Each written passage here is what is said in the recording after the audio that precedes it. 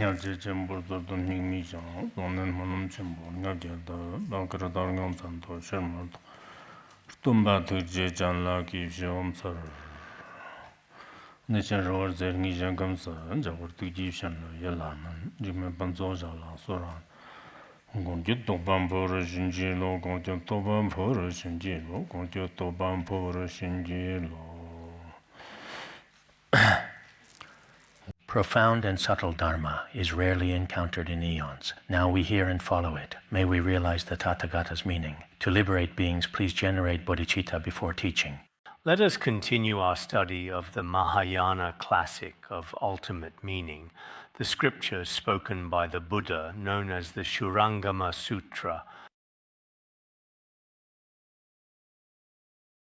Ever since we first began this series of lectures on the Shurangama Sutra, I would say that on the whole, everyone's confidence and faith in this particular classic scripture has been developing quite favorably. At the same time, it's clear that the majority of people have been putting serious effort into their studies. This includes the time you've spent both before and after our classes. In daily lives, many people also consult related materials. Those who truly love to learn have made excellent progress. Of course, there is also a very small number of people who seem to be just casually listening to the lectures, and that's all. For some individuals, their attendance at these teachings might be, sometimes they are here, sometimes are not. But regardless of the situation, we cannot realistically expect that every single person will be a student of the highest caliber. In fact, when it comes to studying this scripture, everyone should cultivate a sense of patience. This doesn't just apply to the Shurangama Sutra. No matter what Dharma you are studying or what teaching you are listening to, you shouldn't just follow the crowd, hearing that a certain teaching is being given somewhere, and then, wow, you attend just 1 or 2 sessions, treating it as watching a movie, seeing if you get some kind of feeling, and then dropping it if you don't. That's really not the case. Whether you're engaged in learning the Buddha Dharma or any kind of worldly knowledge, during the process, it might not necessarily be an entirely joyful experience. It is a form of arduous cultivation. It is also a form of ascetic practice. It doesn't matter if it's worldly knowledge or transcendent knowledge. While you are in the process of learning, there is bound to be a certain amount of struggle or discomfort. However, as you continue with your studies, gradually moving forward, much knowledge eventually connects together, ultimately bringing benefits to your own mind stream, which will be of tremendous value both in this present life and in your future lives. Furthermore, the kind of spirit we have for learning, if we were to compare it with that of the great virtuous masters of the past, should be seen as truly insignificant. For example, in the past, a master like National Master Qingliang, during his lifetime, lectured on the Avatamsaka Sutra alone more than 50 times. It is said that for a single session, he would teach for 8 hours. That would be 4 hours in the morning and another 4 hours in the afternoon. He continued to teach with this unrelenting effort. He also lived for over 100 years old. Consider the elder master Meng Tsan, who passed into nirvana just a few years ago. I believe it was when he was in his 90s that he taught the Avatamsaka Sutra. At that time, it was said there were 482 teaching sessions, which would amount to over 600 hours. I imagine for many of us gathered here, asking you to listen to over 400 lectures might indeed have a certain level of difficulty, but at the very least, you can be sure that for our teachings on the Shurangama Sutra, there won't be anything like 200 or 300 lectures. A rough estimation would probably be somewhere around 100 sessions at the very most. And regarding the Lotus Sutra and the Vimalakirti Sutra, the number of sessions was not excessive. We have observed that the vast majority of people have been consistently listening with great diligence, no matter what other matters might have come up. However, a very small number of individuals, they come up with all sorts of excuses, either not feeling well physically or not in a good mood, or perhaps their work is very busy, or they have many family matters to attend to, or maybe a friend has invited them out for a meal, or they are going on a trip, all sorts of things like this. Of course, for many of us who are Buddhist practitioners, for those being monastic, the situation is comparatively more straightforward, but for those with a lay status, they ultimately have to support families. It's impossible for everyone to dedicate all the time entirely on this. But if you truly want to listen to the Shurangama Sutra teachings, we only have 2 teaching sessions within a single week, and these 2 sessions amount to 4 hours at the most. Therefore, it seems quite possible that if you are particularly serious and place importance on it, you can make that time available. So I really hope that when everyone listens to these teachings, you will consider it to be a matter of great importance. Taking myself as an example, if I did not regard this as something important, then within my conceptual mind, there would surely be countless other important things to do. Every person is like this. It depends on your system of values. If you do not view this particular matter as being very significant in your life and in your daily existence, then there will inevitably be many trivial matters that will come to occupy its space. This is something natural. So I believe, first of all, I wanted to mention to everyone that placing great importance on this Dharma is truly essential. We are currently in the process of explaining the Shurangama Sutra. Actually, to best study the Shurangama Sutra, it is highly recommended to consult a large number of related commentaries and sub-commentaries. By doing so regarding the Shurangama Sutra, you can see the great importance that many of the past virtuous masters placed upon it. This attitude is something that is truly worthy of everyone's emulation. I came across a book titled A Record of Sages of the Shurangama Sutra. It was compiled by a professor from Huafan University who collected many accounts of ancient and modern masters regarding their enlightenment experiences and reviews for the Shurangama Sutra. A major point he makes is many masters attained enlightenment through scriptures like the Lotus Sutra and the Avatamsaka Sutra, but the number of practitioners who awakened through the Shurangama Sutra far exceeds the figures for the others. In the past, no one had systematically compiled and brought together all the public cases or koans related to this. Within this book, which is comprised of 2 volumes, it also includes excerpts from the accounts of many great masters. There are brief stories and other related materials concerning them, so there is quite a bit of information available. There was also a Chan master from the Yuan dynasty named Wei Zhe. He composed a work called The Collected Explanations of the Shurangama Sutra. Within this collection, he gathered the viewpoints from the commentaries of 9 great masters from the Tang and Song dynasties, compiled their perspectives on the commentaries of the Shurangama Sutra. Therefore, the content within this work is also considerably rich. Later on, I believe it was during the Ming dynasty, there was a master named Master Chuandeng, or Chan Master Chuandeng. He also composed a work based on this collected explanations of the Shurangama Sutra. He also wrote some annotations on it. This includes masters we've discussed, such as Master Zibo, who held Zi Xuan, whom we mentioned earlier, and Zi Xuan's commentary in particularly high esteem, offering it special praise. He praised it as the ancestral source of the mind school for 100 generations. This is to say that the commentary by Zixuan was regarded with exceptional importance by a great many masters. He was considered the ancestral founder of their mind school. With examples such as these, I believe that if we were to read more materials related to this specific field, we would gain a much clearer understanding.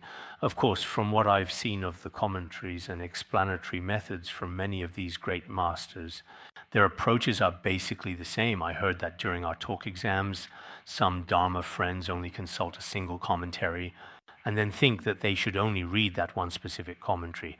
But that is not the case. We should cross-reference Tibetan and Chinese texts, and I also consult many different editions and versions. But in any case, whether explaining sutras or treatises, the majority of the ancestral masters, their methods of explanation are all, for the most part, quite similar, but we should examine for ourselves whether relying on our own wisdom or by the explanation of the great masters of the past, whether we can completely penetrate the doctrinal meaning of the Buddhist scriptures. This is very important, even if we cannot fully realize the various different viewpoints and intentions. We should generally know what exactly is the Shurangama Sutra about. In the past, many people here have probably heard of the Shurangama Sutra. It's very famous in the Han region. Indeed, the Shurangama Sutra, the Lotus Sutra, and the Vimalakirti Sutra, these 3 classics, from a historical perspective, are exceptionally well known within the Han region. But as for what is actually said within them, many of us perhaps are not particularly clear. When the Shurangama Sutra is mentioned, oh, there's a story about Matanga's daughter in it, they know that part, but besides that, what exactly it contains? What are the causal connections and the relationships between the events? Many people are not especially clear. Therefore, it would seem that research into the classic text is insufficient. Yesterday, I mentioned that we need specialized study, or rather that one should dedicate oneself to in-depth research of a particular classic. Afterwards, many people, both monastics and lay people alike, also made vows that they would undertake such research in the future. I was very happy to see this. If you make this kind of aspiration, it is actually something that is truly necessary for an individual to take on a certain classic scripture or a particular treatise and to conduct deep research into it. That would be, for one's entire life, a very meaningful endeavor. In fact, it should also be possible for us to write a relatively comprehensive commentary. Why can't people today write one? Look at the Shurangama Sutra. So many great masters of the past wrote commentaries on it, but nowadays you don't hear of anyone writing a new commentary.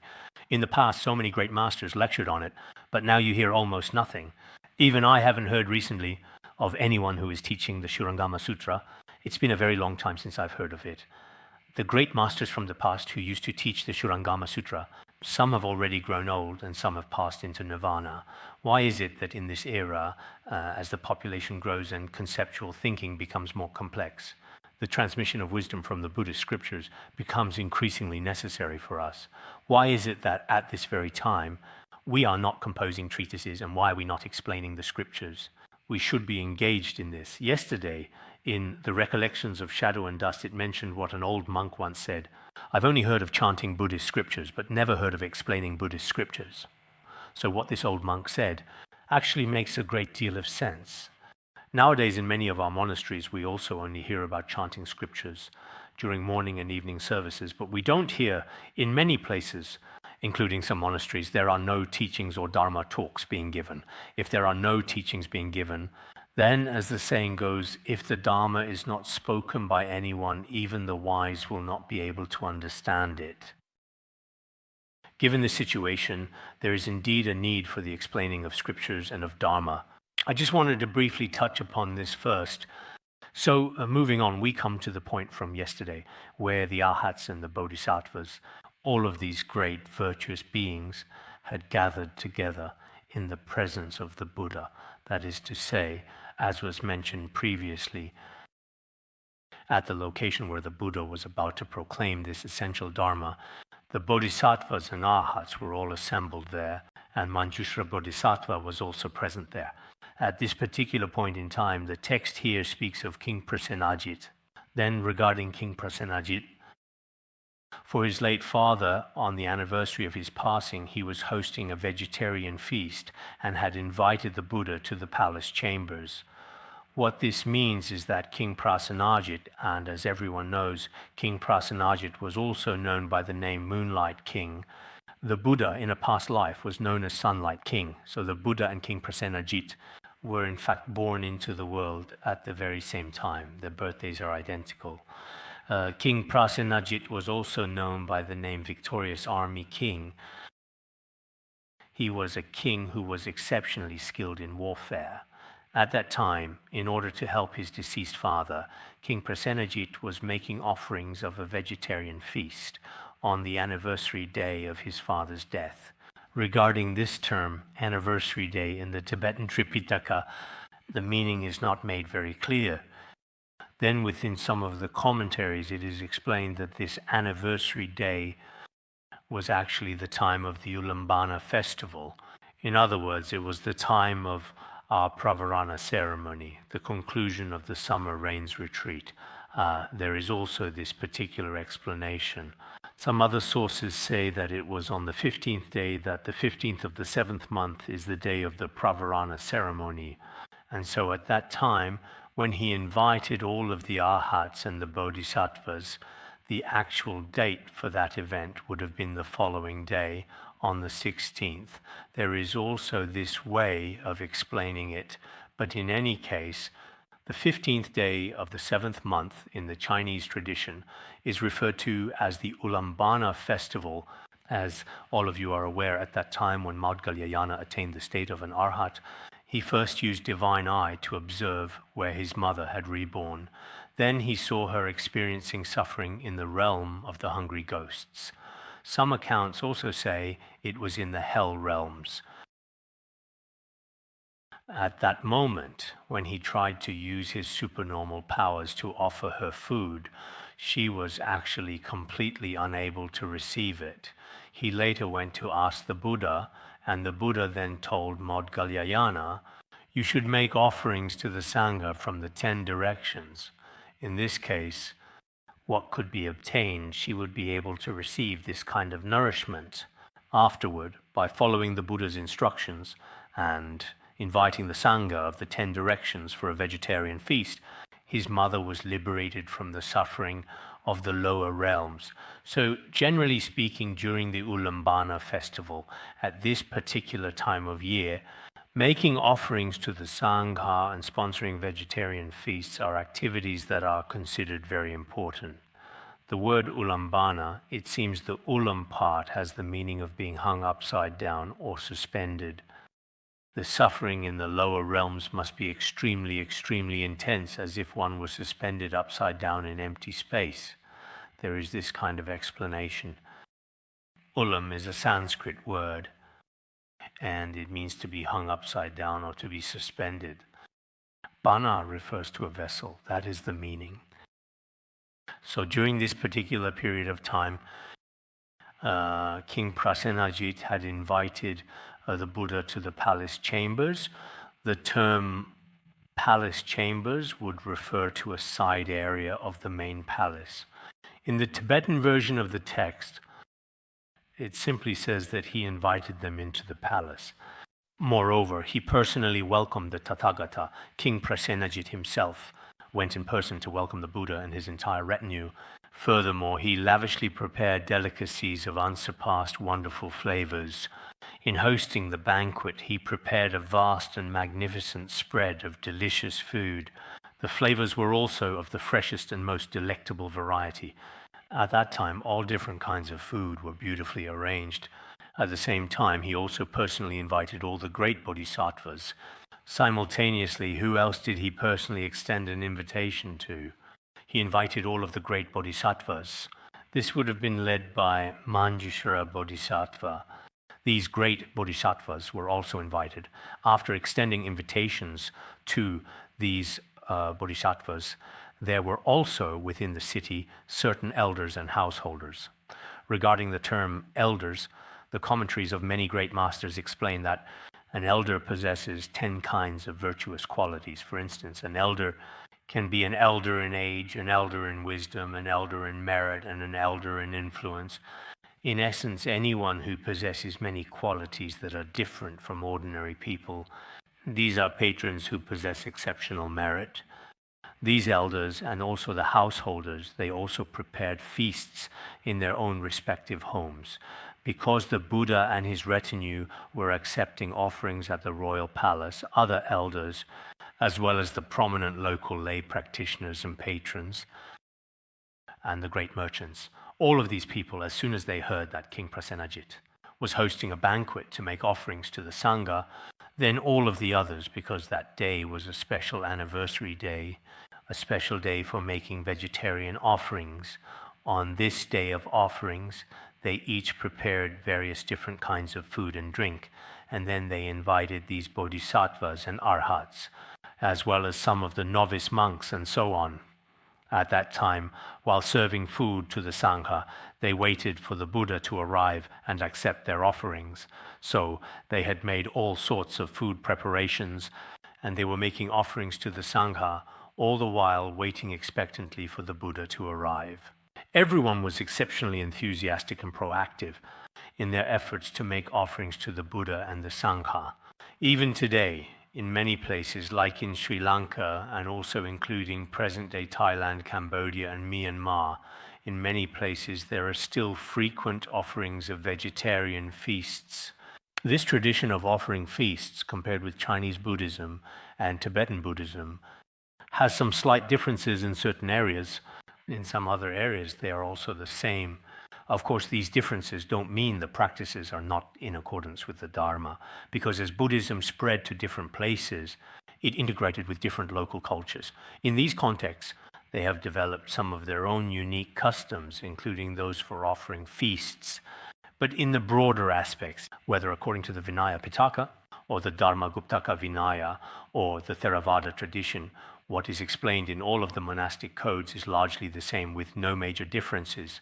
If there are minor differences, it is because the Vinaya code was established based on different locations and times, and for different individuals. Therefore, in some respects, the differing viewpoints of the 18 Hinayana schools had already emerged after the Buddha's parinirvana. Therefore, we should not assume that just because there is a difference, it's therefore unreasonable. Actually, in this world of ours, if we were to say that anything different is therefore unreasonable, then there are many things, including in our worldly conventions, that we consider to be lawful, reasonable, and equitable. Among these things, there are many based on the very same principle that also have many differences. Therefore, we should also use our own wisdom to observe these matters carefully, right at this particular moment, because at that time, the city of Rajagra must have been exceptionally lively. The Buddha had come and the Bodhisattvas had come. In fact, the people of that era must have been incredibly fortunate. They were able to see the Buddha in person and personally see the great wisdom being, Manjushra Bodhisattva. They could see all of these great beings with their own eyes. The people of that time were truly endowed with immense merit. At that moment, the Buddha instructed Manjushra. The Buddha told him or commanded him. It is generally like this in the Tibetan text as well. And this meaning is also present in the Chinese version. The Buddha, much like a king giving orders to his ministers, the Buddha also had for him a kind of a granting. He granted him an instruction. And what kind of instruction was it? To assign the bodhisattvas and arhats to accept the offerings of the various patrons. He requested that Manjushra's bodhisattva should instruct these bodhisattvas and instruct all of these arhats, that they should divide into groups and lead the others to go to the homes of the various patrons to accept their offerings. This was because, aside from the king, there were also many other people, such as ministers and Brahmins, as well as elders and householders. There were a great many people hosting banquets and inviting them to accept offerings. So Manjushra Bodhisattva would announce, "Today there are people making offerings of a feast. Haven't I mentioned this before?"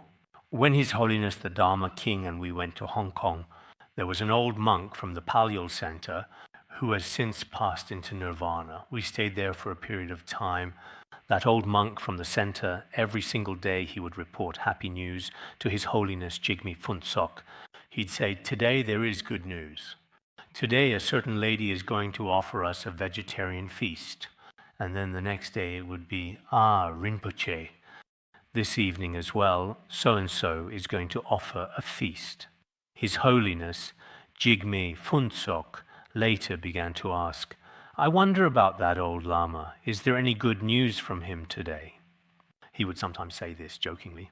"Hey, old Lama, is there any good news for today?" Then one day the old Lama didn't seem very happy.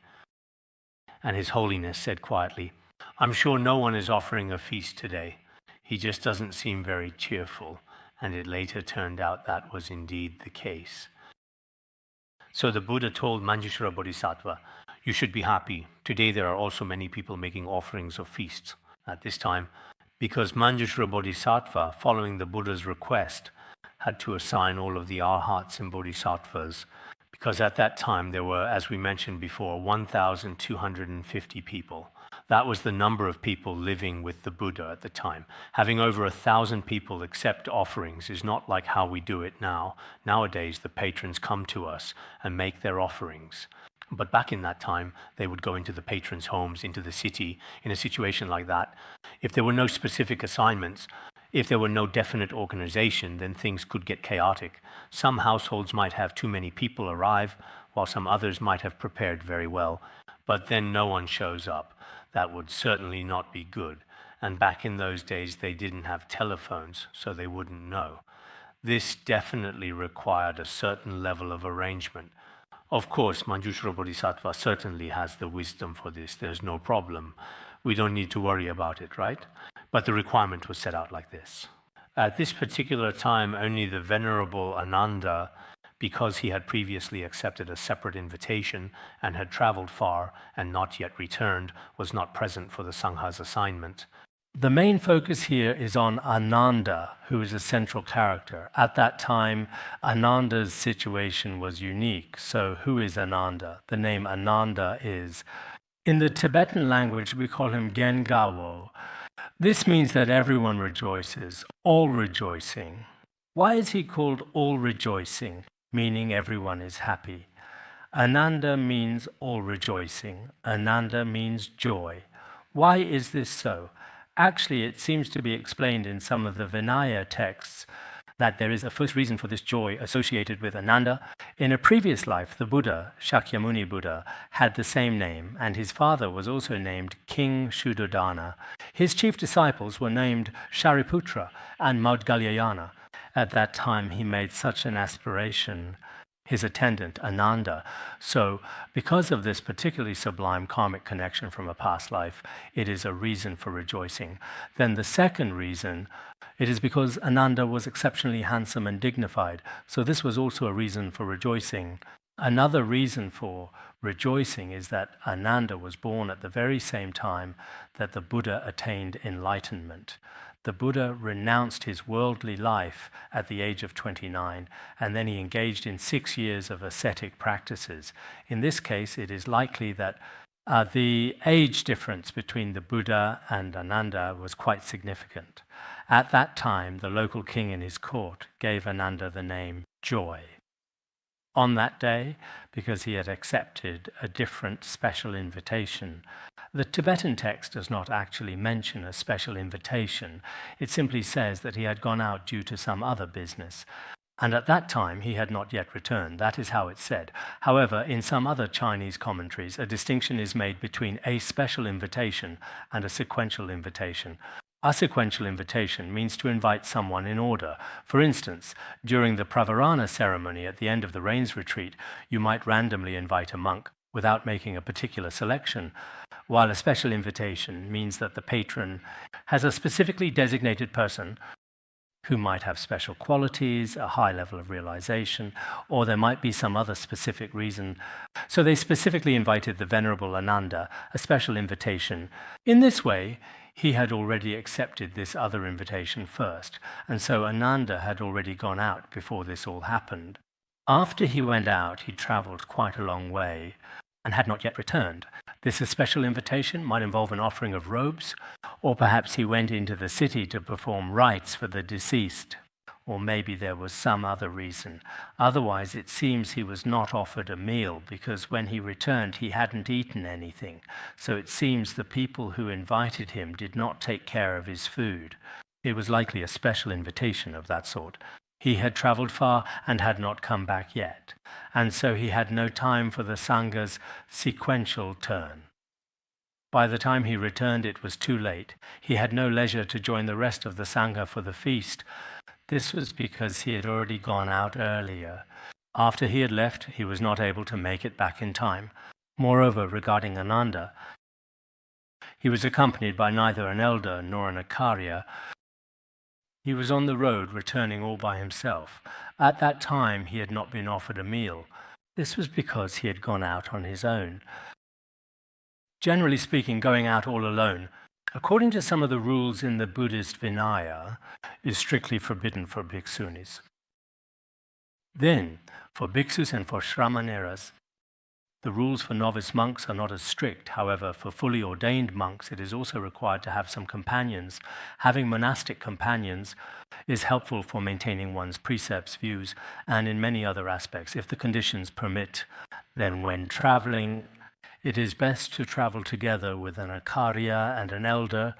Regarding the term elder, some Vinaya texts explain that there are 3 types. One is an elder by ordination age. An elder by ordination age is someone whose ordination age is over 20 years, or in some cases over 10 years.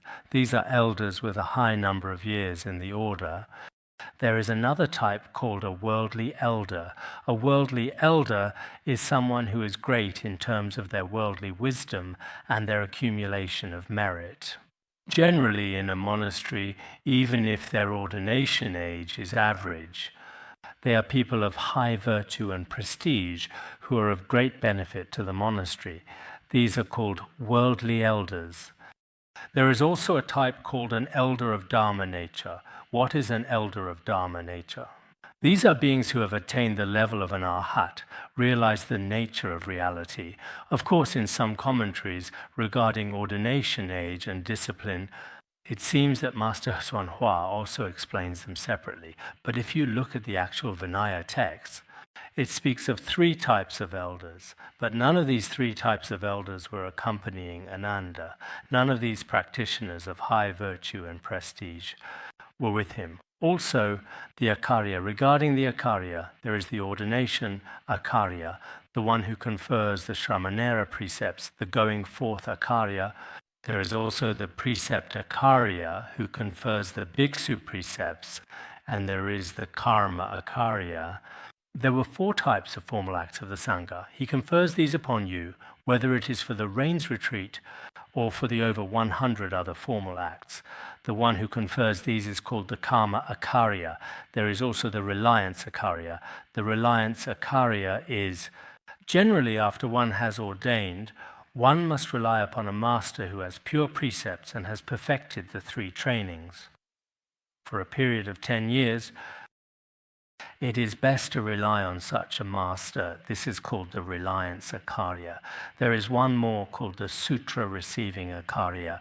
The Sutra Receiving Acharya is the one who transmits the Buddha Dharma and teaches the principles of what to adopt and what to abandon. But as for these 5 types of Acharyas, of course, Ananda had none of them with him. Never mind these, he didn't even have an ordinary monk with him. So it goes without saying he didn't have these 5 types of Acharyas. In this situation, because he had been traveling, after traveling, he somehow made his way back. But upon his return, all the other monks had already gone to the royal palace and into the city to accept offerings. After they had all gone to accept the offerings, he was unable to solve the problem of getting his own meal. He had no way to get a meal.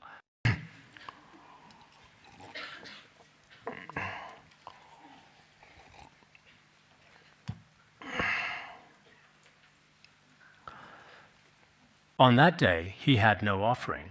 At that time, there was no one to offer him a meal. He had not been able to eat. In this situation, Ananda was originally the Buddha's attendant. As the Buddha's attendant, at that time, many people should have been willing to make offerings to him. Making offerings should not have been a problem. However, some Vinaya texts explain that Ananda was different from the other disciples of the Buddha. He had several unique characteristics. What were these characteristics? Although he was the Buddha's relative and also his attendant, serving as his attendant for over 20 years, he did so continuously from the time the Buddha attained enlightenment until the Buddha's passing. Given this situation, there should have been many people who wanted to make offerings to him, but what was his unique characteristic? He wouldn't accept food offerings from others because he was the Buddha's relative. And because he was the Buddha's attendant, he would not accept offerings of clothing or of food. Actually, this point is very important. Nowadays, many people, not to mention the Buddhas and Bodhisattvas, but with ordinary spiritual masters, just because someone is their relative, because of this, I am the relative of a certain master. What's so special about being a relative? One should not use the title of being a relative to accept offerings. Then some people will say, I am the attendant of the master. Some people, after staying with a certain master for a period of time, will start to use the title of attendant to solicit donations. This is actually the worst kind of behavior. If one is an attendant, they are not a donation soliciting attendant. One should not act this way. To be honest, this phenomenon is quite serious. So, as for Buddhist practitioners, some masters are highly virtuous and respected, with pure precepts and perfection in learning and contemplation. They are excellent in many ways, but the people around them often use all sorts of pretexts. Oh, our master is in need of this or that, even for something very small. he's taking some medicine recently. Could you? He's short on money recently. He's lacking this or that. All of these things, if people around the master are saying this, then these people are very bad attendants.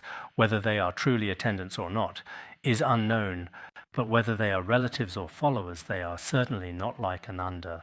Ananda was the Buddha's attendant, and he would never use the Buddha's name too.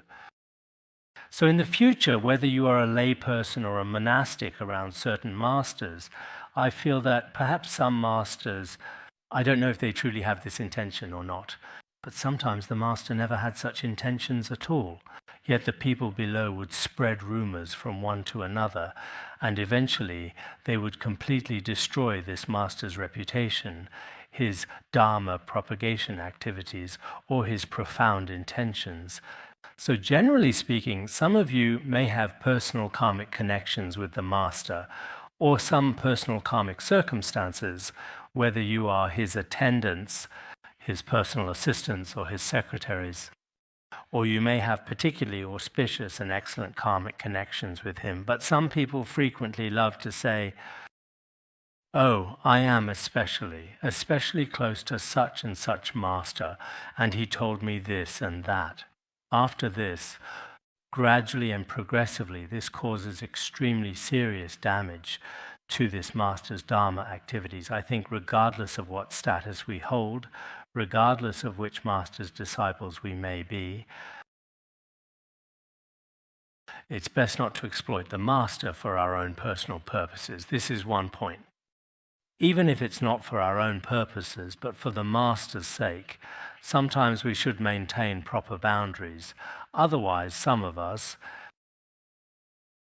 because our methods and approaches are wrong, perhaps your heart is good, you want to help a certain master's Dharma propagation and benefit of beings, but if your methods and approaches are wrong, when the time comes, perhaps this master may not necessarily lack worldly material possessions, but because of certain disciples' behavior, eventually in other people's eyes, the master will have become even less than a worldly person who has just a little bit of moral virtue.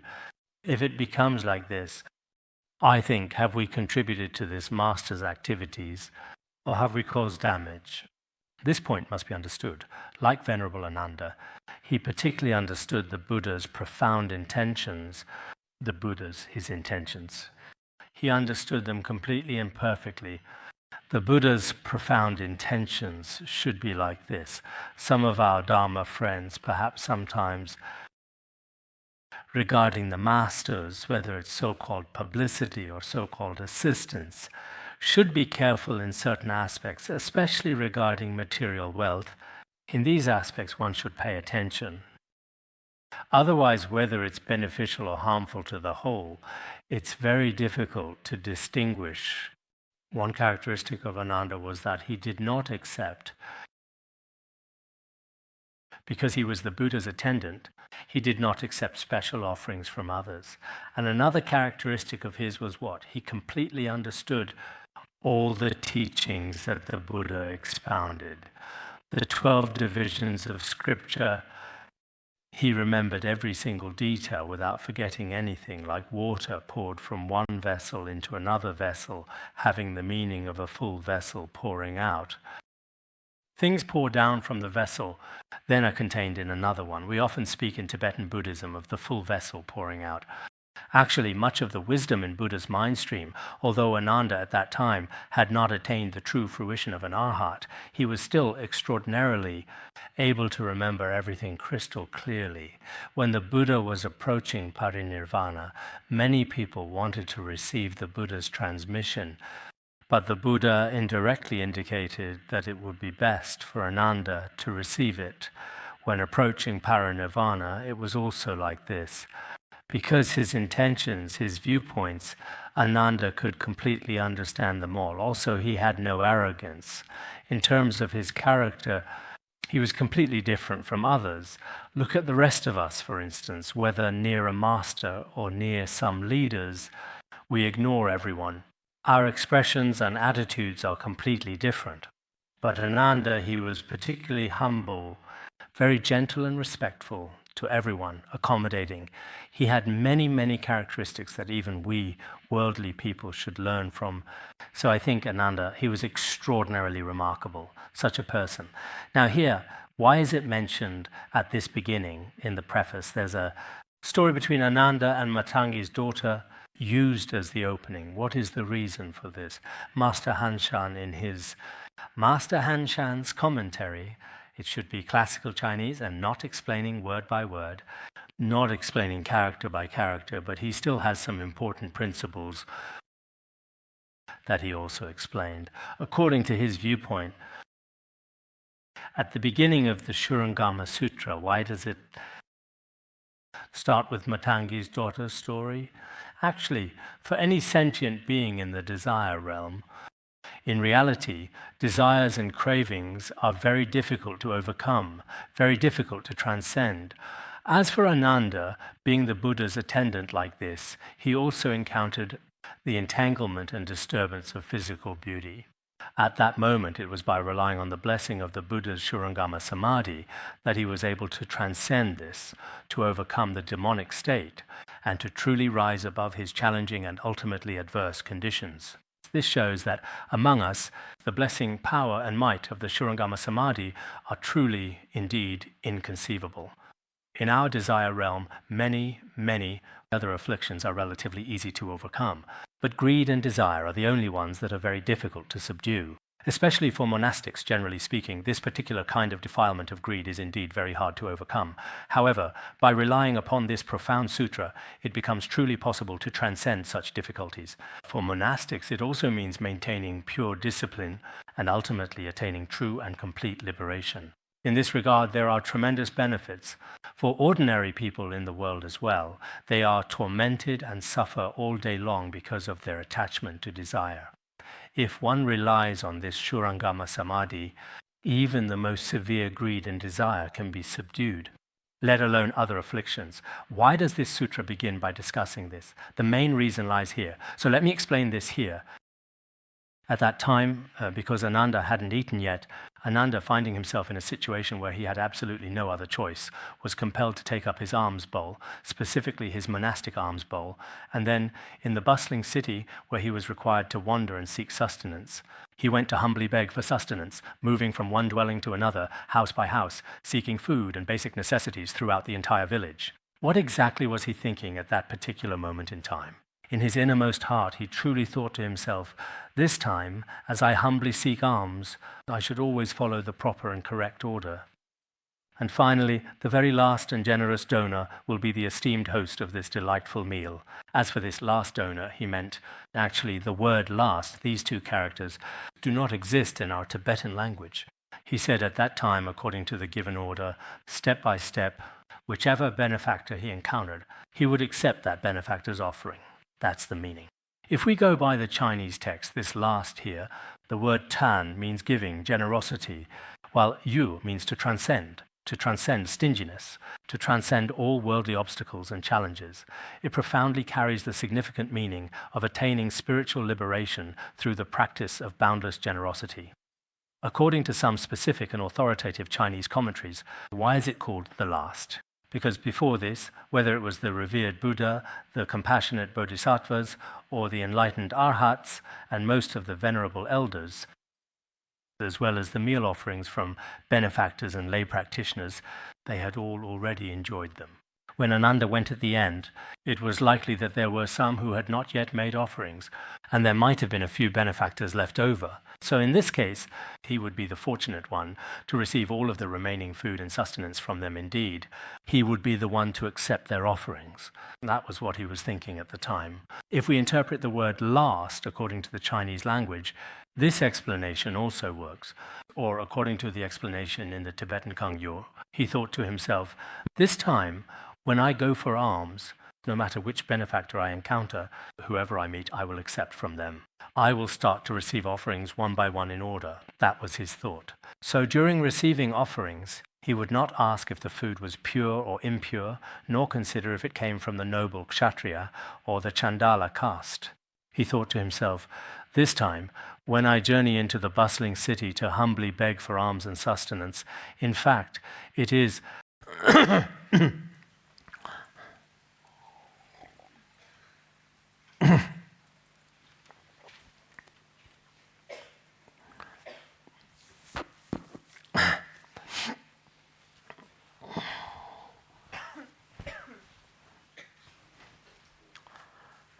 At that time, he thought, I will proceed in an orderly fashion. I won't arbitrarily pick and choose which one is. When it comes to food, whether it's clean or not, or which specific patron's household is pure or impure, or whether it belongs to the royal caste, the Brahmin caste, the Kshatriya caste, or a noble caste, or whether it is from the butcher caste, the prostitute caste, or the so-called low caste people, especially the extremely low Chandala caste, and so on. I won't avoid any of these, no matter what I encounter. It's just like drawing lots. He wanted to accept everything equally and compassionately with a truly open heart. He would not discriminate against the humble, nor would he make any choices, even if it was especially humble or indeed extremely lowly. And what kind of vow did he make? He made this vow, gave rise to this intention. What kind of intention did he have? To perfect the immeasurable merits of all sentient beings. If I were to go out and receive offerings this time, it would indeed be a very significant and momentous event. To perfect all sentient beings, as it is said in the Chinese text. To become the cause for all sentient beings to obtain immeasurable merit. Because he's someone who in the future will ultimately become an arhat. It should be said that he will achieve this in this very life. To attain such an arhat state, it's certainly very good to make offerings to him. Here it says all sentient beings. If we follow Tibetan text, the vow is to accomplish everything for all benefactors. Perhaps benefactor is the right word here. In terms of phrasing, this explanation might be a bit better because at that time, he was not actually someone to whom all sentient beings could make offerings. However, if he has generated bodhicitta, then it is all possible. But according to the meaning in the Tibetan text, he thinks, I do not make distinctions. No matter whom I encounter, I will accept them all. May these benefactors obtain immeasurable merit. At that time he made such a vow, then Ananda in his heart also understood. Why is that? The reason is this. Ananda had always, he said, the Tathagata had already reprimanded before. Reprimanded whom specifically? It was the esteemed Subhuti and Kashyapa. This was because as arhats their minds were unfortunately not entirely impartial. Why do we say this? He clearly knew that in the past the Buddha himself had reprimanded Subhuti and the great venerable Kashyapa. Because as for Subhuti, in order to eliminate the miserliness that exists within the mental continuum of wealthy people, so when he went out, he often liked to go to the opulent homes of wealthy and fortunate people to humbly beg for alms, seeking sustenance and support. As for Venerable Kashyapa, he originally practiced the 12 ascetic practices and was an exceptionally pure and devoted practitioner. In order to help poor and needy people accumulate merit, he often went to the humble homes of the poor, offering assistance and spiritual guidance. But later, the Buddha criticized both of them, saying, "Why are you doing this? Subhuti, you are too extreme, always seeking out wealthy, generous donors every day. The people he was familiar with were all just big bosses and rich people." Even in the present day, among some practitioners, it is often observed that whenever someone is perceived to be relatively well off or financially prosperous, they are always particularly nice to them. However, if someone is even a little bit poor or appears to be in a less fortunate financial situation, they are not particularly good to them. There are indeed many cases like this. Some people might also be like the Venerable Kashyapa, especially toward the rich and the fortunate. They look down on them and even harbor a strong dislike for them. Instead, they especially favor those who are poor. But judging from the current situation, sometimes that's not really the case either. For example, in some regions of Han China, in places where the economic conditions aren't very good, many great masters also do not visit very often. It seems that nowadays most people are diligently following the profound example set by Subhuti. There is a passage found within the Yogacara commentary that states, "We ordinary foolish people are attached to this taste. So we often abandon the truly poor and instead pursue the wealthy and the noble. As for those individuals on the path of the two vehicles, their inherent compassion is rather narrow and limited, so they tend to abandon the wealthy and the noble, and instead seek out the poor and the needy. But generally, when it comes to the conduct of great bodhisattvas of the Mahayana, they stay far away from greed and material attachment, and also avoid narrow-minded thinking. Therefore, they do not discriminate between the rich and the poor. So what exactly is this called? This is called sequential begging, or alms-seeking in a specific order. So this kind of practice may also be very important. As for us ordinary worldly people, we often pay special attention to those who are blessed with good fortune, and we keep a particularly close eye on them. For those on the path of the two vehicles, because their practice is quite good, they see all material possessions as if they were poison, as the very source of all wrongdoing. So they place a special and profound importance on the poor, and they truly try to live a life that is simple, pure, and unburdened by material desires. This is the mindset of the two vehicles, specifically the Shravakayana. But in the Mahayana way of thinking, no matter what the situation, the main focus is always to distance yourself from afflictions and to truly benefit all sentient beings. So for them, having wealth is not something they particularly care about. It's fine to have wealth, and it's also fine not to have it. As long as it benefits sentient beings, that's what matters. It's about forming positive connections with them. But what about most of us nowadays? We tend to view Buddhists as if they are all followers of the two vehicles. If someone dresses a bit better or lives in a nicer place, we immediately think, wow, this person doesn't look like a true practitioner at all. Maybe that's true for practitioners of the two vehicles or the Hinayana, but in the Mahayana, it depends on one's own merit. If someone is not attached, then even like Jamyang Khyentse Wangpo in the past, who lived in an extremely luxurious palace, he has this kind of merit and is able to benefit sentient beings. Some individuals may appear extremely poor on the surface, and they practice asceticism every single day. But if their hearts are still full of greed, anger, and ignorance, they also cannot be considered true and authentic practitioners. Perhaps the fundamental way worldly people typically define Buddhists is primarily based on the visual image of Theravada Buddhists, and they consequently see this as precisely what a so-called Buddhist should inherently be. Actually, in this regard, we in Tibetan Buddhism also have great admiration, Mipham Rinpoche as well. In the prayer for the flourishing of the early translation teachings, he said that the truly rare Khenpo Saho embodies the noble conduct of a bodhisattva and the unparalleled profound view of the great Nagarjuna Bodhisattva. If one is guided by these two indeed, then this is the teaching of the early translation school. May the early translation teachings continue to flourish.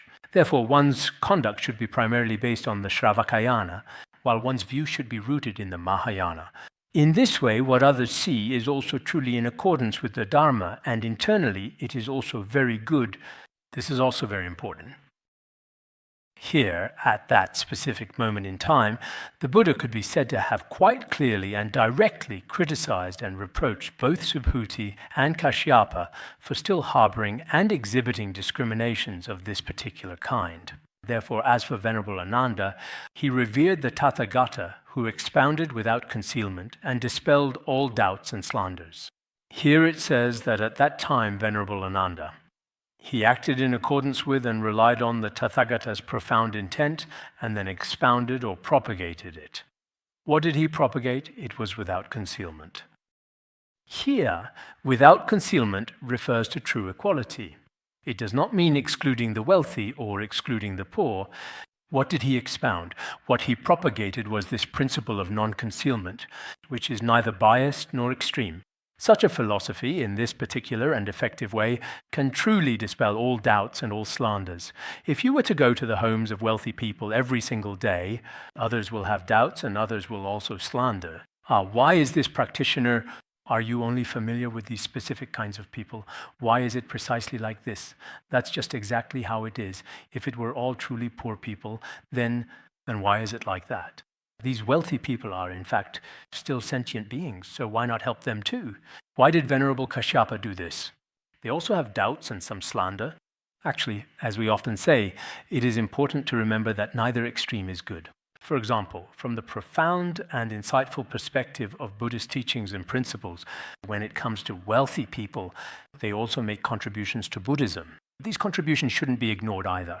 If, like in the Theravada tradition, we treat them as if they were enemies, then who will propagate the Dharma? The great benefactors of the Buddha also deserve to be valued. So it's the same nowadays. On the other hand, if we go to the other extreme and only pursue these things, and completely ignore all of the poor sentient beings, that's not a solution either. So, in the future, when we are spreading the Dharma, we should always respond appropriately according to the diverse circumstances, guide all sentient beings accordingly.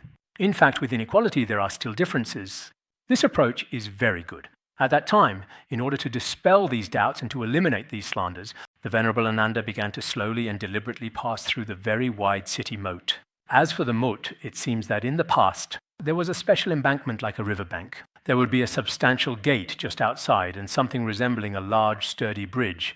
It was very much like a typical city bridge. Then he walked slowly toward the city gate. As he walked slowly toward the city gate, little by little, he gradually made his way to the actual entrance of the city. At this point, his entire demeanor as he entered the city. Generally, monastics have requirements regarding discipline, including properly wearing their monastic robes neatly and tidily, and as for their overall bearing, they must always maintain right mindfulness and not be careless or inattentive at all times, appearing especially dignified and solemn, so that others who truly observe them feel a profound sense of solemnity and deeply felt respect and reverence. Or you could say a profound sense of great purity and deep tranquility. With such exemplary conduct, he would proceed to receive alms. He would go to accept the meal offering in this dignified manner. When he went, as meticulously mentioned below, it is often said, as Master Genjian himself put it, that he was especially restrained and reserved. He was particularly so in our Tibetan texts as well. He would arouse right mindfulness and act without any carelessness whatsoever. Or, you could say, he exercised an even greater degree of personal restraint. With this spirit and such conduct, he would then begin to enter the city. Generally, when monastics enter the city, they are very mindful. They do so to prevent people from developing wrong views and to avoid arousing unwholesome or improper thoughts, and so on. At this particular time, Ananda, following the sacred order of his alms round, entered the brothel of a courtesan. It was essentially like a brothel, or perhaps more accurately, a private chamber specifically for sexual activities, but he arrived there nonetheless. Then he was subjected to the magical illusions of Matangi's mother. She and her mother together performed this illusion. In fact, some scriptures mention that Matangi's daughter was not encountering Ananda for the first time on this occasion. Actually, even long before this, she had been deeply attached to Ananda's dignified and handsome appearance. She had always, on many occasions, tried to find an opportunity. This time, due to various unfolding circumstances, Venerable Ananda had already arrived right at her doorstep. At that very moment, she then told her mother about the situation. At first, her mother was quite unwilling to perform such an illusion on Ananda. In fact, Matangi's mother had great respect for the Buddha, for Gautama. She said, if one wants to control someone, then except for those individuals who have cut off their desires, those who have completely severed their desires, we have no way to truly control them. Just like Gautama, like the Arhats. It's simply impossible. There's another kind. Dead people can't be controlled either, to lure them or to arouse a strong desire within them. Other than that, if we were to rely on the sacred mantras and profound practices of the non-Buddhist paths, it should indeed be entirely possible to effectively control them and bring them under our influence. Matangi's daughter kept begging her mother, saying, if you don't do this, if I truly can't have Ananda, I might not survive this. I definitely will indeed. I'll offer my most precious life to you, and so on, constantly threatening her mother like this. In the end, the mother had no choice. At that time, she used all sorts of things, like cow dung and all sorts of other unpleasant things, which actually appear in a movie that's currently out now, I think, but that was probably made by ordinary people. There are many truly profound meanings in the entire Buddhist scriptures, but the film didn't portray them particularly well. It just focused solely on the intricate relationship between Ananda and Matangi's daughter, and in certain parts it might even be considered a little too vulgar. However, in some specific aspects it is still quite acceptable, as it can also provoke some reflection among viewers. When people find themselves in such situations, what exactly is it like? So at that particular time, Matangi's daughter skillfully used the powerful Sabikara. Sabikara is, to be precise, the sacred and ancient name of this very significant mantra. It can also refer to her mother going to this particular yellow-haired sect of non-Buddhists with distinctive yellow hair. They practiced a powerful mantra that was accomplished through dedicated Brahma practice, which could be effectively used on monks or other individuals. Specifically a kind of binding mantra. So if this mantra is used she could draw the venerable Ananda into this lewd and morally compromising gathering, and then proceed to caress him and engage in impure and defiling conduct with him, actions which would nearly destroy his sacred monastic precepts. Just as it was about to reach that critical and pivotal point, should we take a closer look at that video? There's a particular segment. Oh.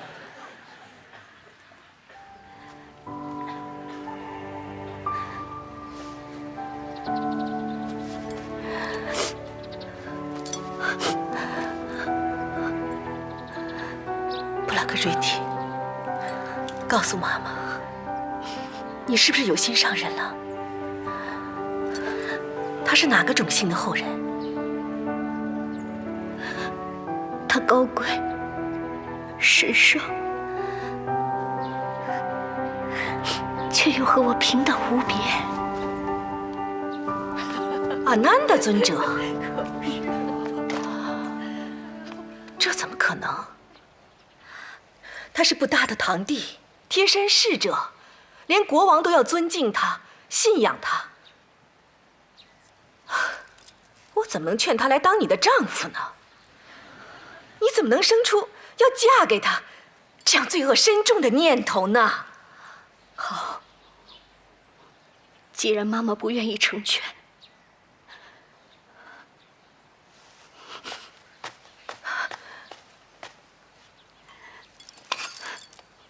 我现在就一死了结了吧。你住手！甚是荒唐。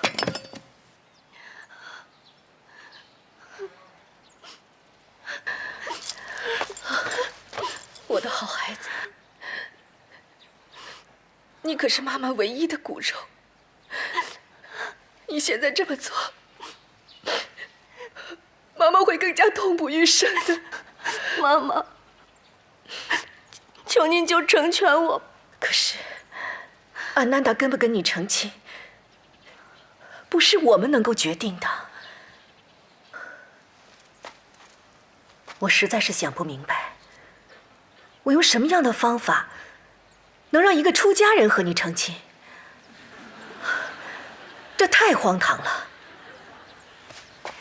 妈妈，你不是经常说我们马达嘎家族世代传承一个威力无比的金发仙咒吗？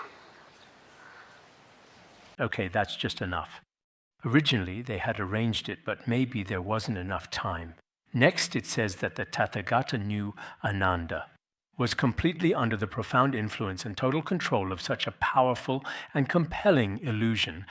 At this time, after the Tathagata finished offering the meal, he was originally going to preach the Dharma to them. Indeed, he was turn the Dharma wheel and dedicate the accumulated merit, things of that nature. But he very quickly returned because something significant had happened, so he hurriedly made his way back home without fully finishing the dedication of merit. Sometimes even the Buddha had situations like this. At that time, the king, ministers, elders, and lay people all followed the Buddha, because the Buddha hadn't given the teaching, so they had no choice but to follow him, not knowing what had happened. He left before even giving the Dharma teaching. Then they followed the Buddha to listen to the Dharma. At that moment, a radiant light of fearless jewels shone from the top of the Buddha's head, a light of 100 precious, fearless jewels. Within this radiant light, there appeared a magnificent 1,000-petaled jeweled lotus. And inside the lotus was a manifestation of the Buddha sitting peacefully in the lotus position and gently reciting a sacred mantra. This mantra is mentioned in the Matanga Sutra. We can also provide it to you at that time. Shititi, Achuti, Aniti. I'll give you this spell then. After the Buddha proclaimed this holy mantra, everyone gathered is listening. At that time, he conveyed to Manjushri Bodhisattva, let him carry this potent spell to protect the venerable Ananda, remove the control of the evil curse, eliminating the influence of this malevolent curse. Manjushri Bodhisattva then, Tijiang. Then he took this mantra and went to Ananda to save him from his predicament. After successfully saving him, here Tijiang means to provide support or encourage someone. According to the Tibetan text, it means In the end, he successfully brought both Ananda and Matangi's daughter back. He tied them both up and took them to... Just kidding, it wasn't quite like that. He respectfully brought Ananda directly before the Buddha, because later on, by relying on the Buddha's holy and sacred mantra, one can achieve profound spiritual benefits. Ananda also did not break the precepts. Then they brought them back together. But when they brought them back, that Matangi's daughter, there is a sutra called the Matangi Sutra. It's not mentioned in other commentaries. In that particular sutra, it states that Matangi's daughter was brought together to the Buddha. When they eventually arrived at the Buddha then asked, "Why is this so?" She said, "I really, truly like the Venerable Ananda." She then insisted on marrying him and made this earnest request in front of the Buddha. Subsequently, the Buddha told her, "If you genuinely feel this way, then you should shave your head. Because Ananda has no hair, but you have hair, so that's not quite appropriate. You should just shave your head, and then that will really be fine. Go back to your dear mother and have your head completely shaved. If you truly do that, I can certainly agree to it." She was absolutely overjoyed. She went back to her mother and said, "Can you please shave my head as soon as possible?" The Buddha said, "As long as I can shave my head, I can live together with Ananda." Then her mother said, "I can find other wealthy patrons or sons of elders for you. Any of those would be fine, but you absolutely must not shave your head. If you shave your head, you are my child, and according to our tradition, it's unacceptable to have no hair. It must be this way." Later, Matangi's daughter kept pleading with her mother again and again, "If you truly agree, I can certainly do this. If not, I would rather die." Just like how people in the world say now, "Venerable Ananda, as long as he lives, is truly mine now. And if he dies, even his spirit belongs to me." That was her attitude. Later, her mother truly had absolutely no other viable choice. In the end, she reluctantly shaved her young daughter's entire head. After her head was completely shaved, she was left entirely bald. Then she went to see the Buddha. When she came before the Buddha, she then said, "I've already shaved my head now, you see. Can you please allow Ananda to reside with me now?" Then the Buddha at that very moment gently inquired, "So you like Ananda, is that right?" She replied, "Yes." "What is it that you like about Ananda?" She started listing them one by one. "I like Ananda's eyes. I like his nose, his mouth, the way he walks, and his voice." She described each one in detail. Then the Buddha responded to each point, one by one. "There is eye mucus in his eyes, mucus in his nose, saliva in his mouth, and indeed there are all sorts of impure and undesirable substances present throughout his entire body. If you were to be intimately involved with him, you might very well end up having children with him, which would bring about all kinds of wailing and suffering. In that case, is there really any true meaning to it? Because Matangi, she had this deep spiritual karmic connection from a previous life. After the Buddha explained it this way, later on, by relying on this contemplation of impurity, originally she was especially fond of Ananda, but after the Buddha gave her this guidance, she completely understood the Buddha's meaning. And then, right then and there, she attained the state of arhatship. Many of the monks didn't quite understand. They asked the Buddha, why is it that she has now already attained arhatship, but before she was so truly attached to him, why was that indeed? Then the Buddha said, actually, there is indeed a very good reason for this. Because as for Ananda and Matangi, in their past 500 lifetimes, they were husband and wife. And when they were together, they were also very loving. They really were very close. But this time, because she fortunately encountered me, I was truly able to impart to them the profound, wondrous, and deeply insightful Dharma, which offers spiritual guidance and immense benefit. This time, I could teach her about the doctrine of no self in people, and she attained arhatship. In the end, Matangi, after attaining arhatship, he felt especially and profoundly ashamed indeed.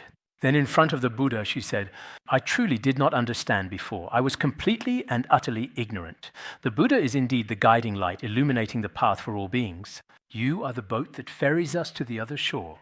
You are truly the refuge for the blind. I am so deeply and profoundly ashamed.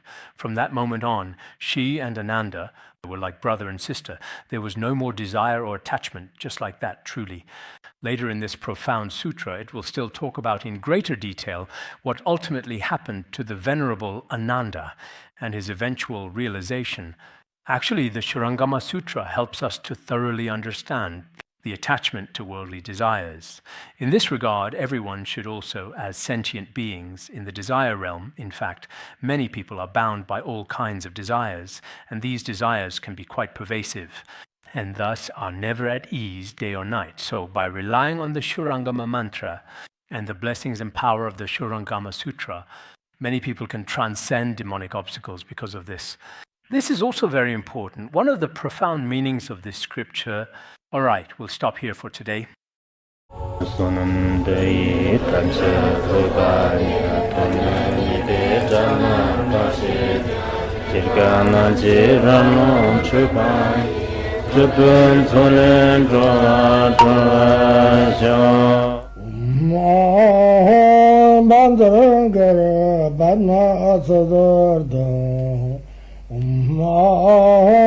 Bandharangara Padmasada